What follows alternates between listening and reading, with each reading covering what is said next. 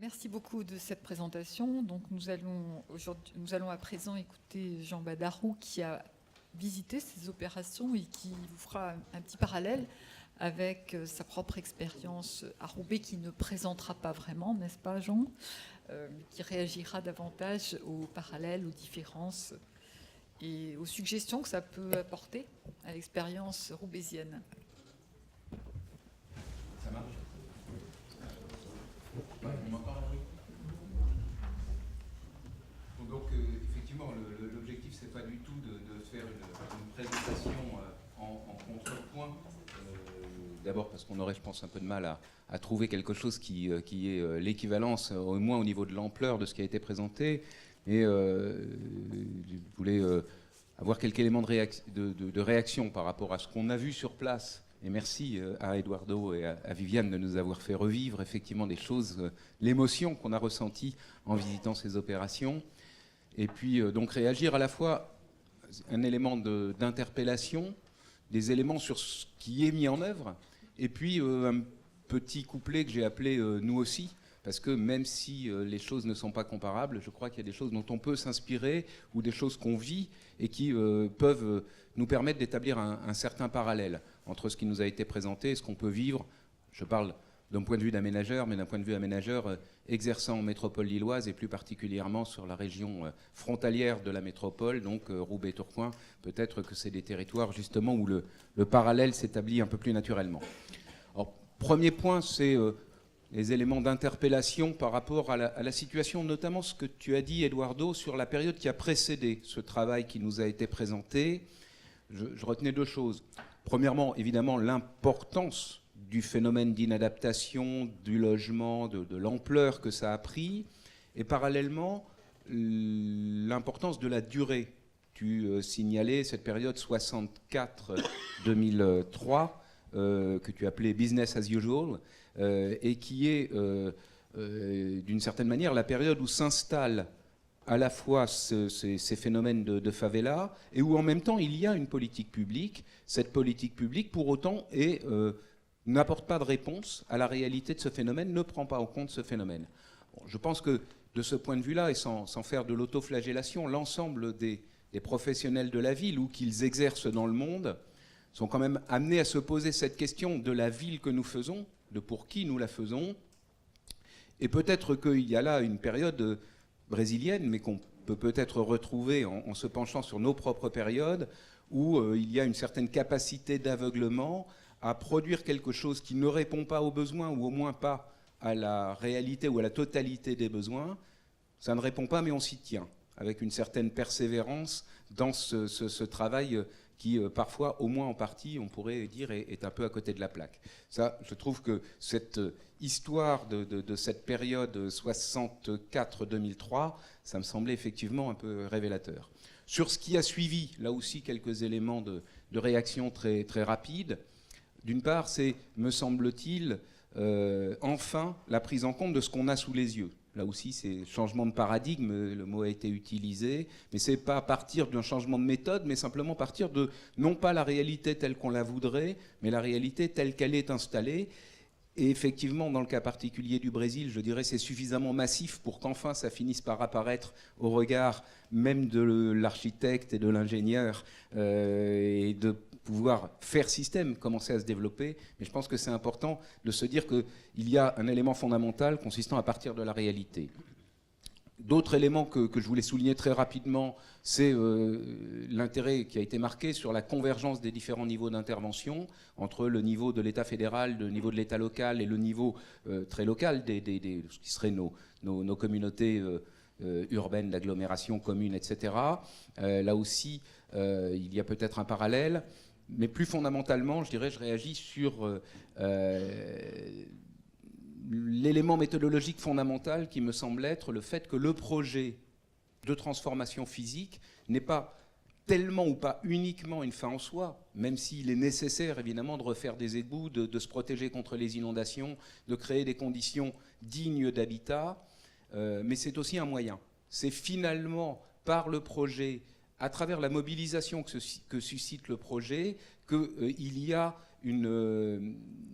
le projet trouve sa pleine expression. C'est-à-dire, c'est pas la forme physique, c'est pas le projet physique qui l'emporte, c'est la mobilisation qu'il suscite d'une certaine manière. Et ça, je l'avais ressenti très fortement en visitant ces opérations, en rencontrant les gens des opérations et pas juste Viviane et ses collaborateurs. Et je trouve que c'était particulièrement apparent. Avec un élément, là aussi, que Viviane a souligné et qui me paraît extrêmement frappant et qu'on peut vivre nous aussi, c'est l'importance du soft par rapport au hard, c'est l'importance des moyens humains qui sont dédiés. Alors, il a été insisté beaucoup sur l'aspect travailleur social et cette espèce de mutation du champ professionnel d'une certaine manière, mais ça me paraît effectivement extrêmement important. Et enfin, un dernier élément de réaction très personnelle et forcément très, très partielle, c'est d'une part la dimension installation d'une démocratie locale. Il me semble que si on essaie de défendre un certain nombre de valeurs, le projet urbain comme moyen d'établir une vie collective reposant sur des règles démocratiques, c'est quand même assez inédit. On a un peu tendance à prendre la chose à l'envers en disant on va d'abord installer des règles démocratiques qui vont permettre de décider du projet. Là, on voit que le projet comme moyen de constitution de cette démocratie locale, ça me paraît extrêmement important et on l'avait là aussi beaucoup vécu. Et puis évidemment la présence de l'art, non pas vu comme un élément de cerise sur le gâteau, et c'est aussi quelque chose parfois qu'on a tendance à se laisser aller à faire, installer l'œuvre d'art une fois qu'on a tout fini, mais là aussi comme une partie intégrante de conception du projet, d'une certaine manière, qui me paraît un élément auquel moi, enfin, personnellement, je réagis très fortement et qui me touche beaucoup. Alors, d'autres, si on peut passer sur après, des éléments très rapides sur ce que j'appelais nous aussi, ou le parallèle qu'on peut faire, ou que je vais oser faire malgré tout, entre cette situation immense qui nous a été présentée au Brésil et des choses qu'on peut vivre sur nos agglomérations françaises. Bon, j'ai peut-être le sentiment d'avoir une situation un peu plus proche de certains cas brésiliens sur Roubaix ou Tourcoing, mais je pense qu'on doit pouvoir le retrouver dans beaucoup d'agglomérations. Quelques éléments chiffrés aussi pour dire que ce caractère massif du phénomène, toute proportion gardée, il existe également chez nous. En 1999, la communauté urbaine de Lille avait réalisé une étude sur 10 quartiers de Roubaix, Tourcoing et Wattrelos qui représentaient à peu près 16 000 logements. Sur les 16 000 logements en question, c'est pas rien, 16 000 logements, il y en avait 10 000 qui étaient dans une situation inconfortable, indigne, voire carrément insalubre. Donc on est quand même sur certains territoires, sur des réalité relativement massive de cette situation qu'on peut considérer comme relativement exotique. Voilà, ça se passe au Brésil ou ça se passe en Inde, etc.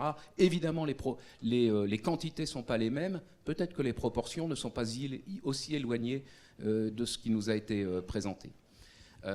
Parallèlement, on constatait à la même période sur la métropole lilloise un phénomène de croissance rapide, alors qu'on est dans des quartiers qui sont des quartiers de propriétaires occupants, un phénomène de croissance rapide de prise de position d'investisseurs qui achètent des logements pour exploiter la mise en location de ces logements totalement indignes, avec des taux de rentabilité de 15 à 20%. C'est monnaie courante. Hein, voilà. Alors évidemment, quand vous êtes à Roubaix, il vaut mieux se préoccuper du marché de la misère que de la richesse. Quantitativement, c'est plus intéressant. Moralement, c'est peut-être pas tout à fait la même chose. Et donc, si je fais un parallèle très rapide avec la situation des favelas brésiliennes, j'aurais tendance à dire qu'on n'a pas de phénomène là, pour le coup, d'occupation sauvage, c'est-à-dire qu'on est dans une situation qui, foncièrement, sur le plan foncier, est régulière. On a des propriétaires et on n'a pas de situation irrégulière au regard du droit de la propriété. On n'a pas de phénomène d'autoconstruction, mais on a largement un phénomène d'autoréhabilitation, et ça produit des choses qui sont tout autant précaires que ce qui a pu nous être montré. On a des mesures successives d'aide à l'amélioration de ces logements qui ne produisent rigoureusement aucun effet pendant des décennies, ou alors qui se traduisent par des mesures de destruction qui sont pratiquement encore plus catastrophiques dans la mesure où ça laisse plutôt des plaies béantes à l'intérieur des quartiers. Et on a un phénomène de spécialisation des quartiers qui a déjà été largement décrit.